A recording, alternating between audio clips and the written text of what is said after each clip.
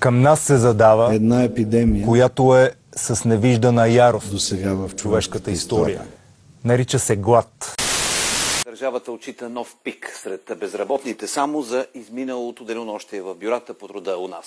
Са се записали нови 7138 души. У нас опашките от безработни пред бюрата по труда са все по-големи. Съкращават служители заради заразата с коронавирус.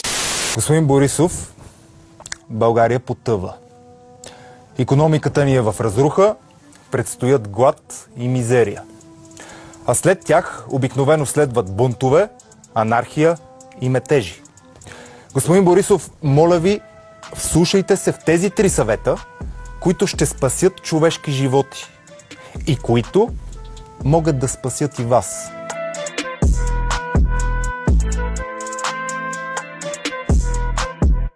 Едно, не оставяйте никой зад борда. Въведете човешките мерки, които няма да оставят хора на улицата. Постоянно ни плашат с примера Италия, със смъртността там, но нито една медия не показа какво прави там правителството за хората. Ето ви сравнение. Сметките за ток, вода, газ, телевизия в Италия се замразяват за 2 месеца.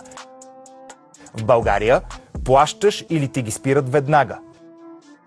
В Италия държавата става гарант на ипотечните заеми към банките и налага мораториум върху изплащането им.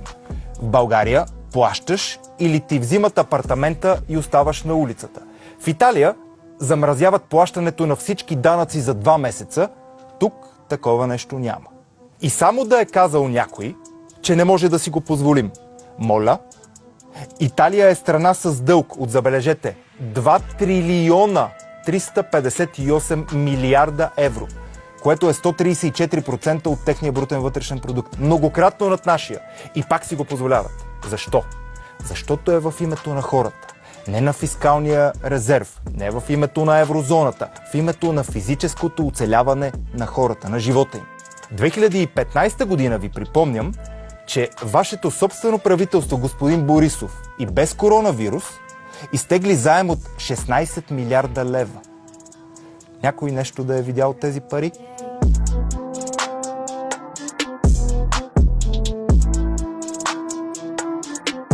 $5000 лева глоба и ако не я платиш, може би затвор. За всеки извел детето си в парка. Всяка двойка седнала в градинка. Всяко момче позволило си да играе баскетбол само в двора на училището. Ето, здравейте, в момента ми пишат акт за това, че съм дошъл да поспортувам в училището.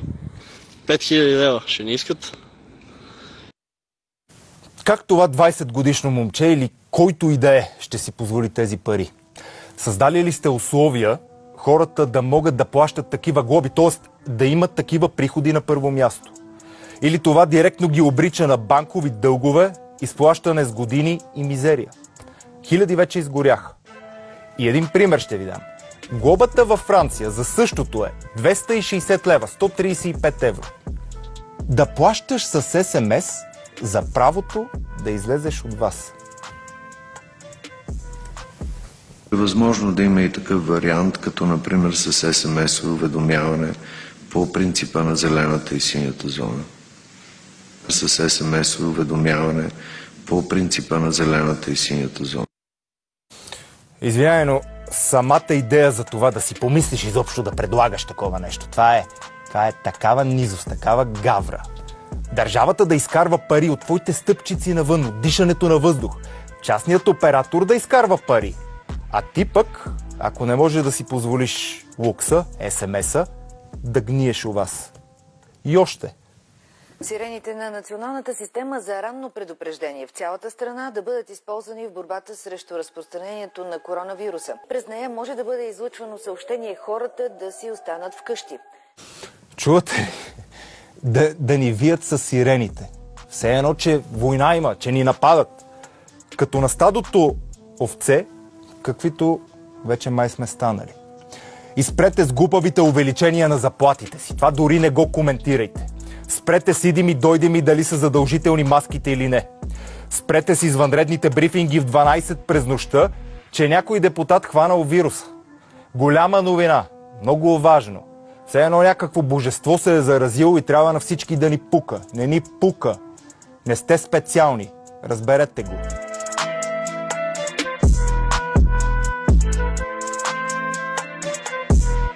В батака сме. Сега обаче е момента да видим кой е с нас. Не да се делим на русофили, американофили, не знам какви. В този момент да разберем кой е с нас. Русия вече помогна на Италия, а онзи ден пратиха помощи на самите американци, на най-големия си враг. Тръмп пък взе, че я прие. Та на нас ли няма да помогнат руснаците? Нямайте свян, господин премиер, да искате помощ. А какво да кажем за самите американци? Припомнете на Доналд Тръмп, че вече 14 години използват 4 военни бази на наша територия безплатно. Сега 5 ще правят. Припомнете му и, че само преди няколко месеца захлебихме военната му индустрия с 3 милиарда български левчета за 8 изтребителя, които с днешна дата изглеждат особено печални и ненужни. Айде сега да видим тази солидарност, за която ни говорят. Сега да видим кой е с нас. И не спирайте до тук. Китай, Южна Корея, Япония. Все страни, които няма да ни откажат помощ. И финансова, и медицинска. Към всички гледащи клипа, молбата ми е: застанете за това видео. Не зад мен, зад съдържанието му. Гледайте го, споделете го. Това е единственият начин то да стигне до Борисов и щаба с цялата тежест на нас, хората.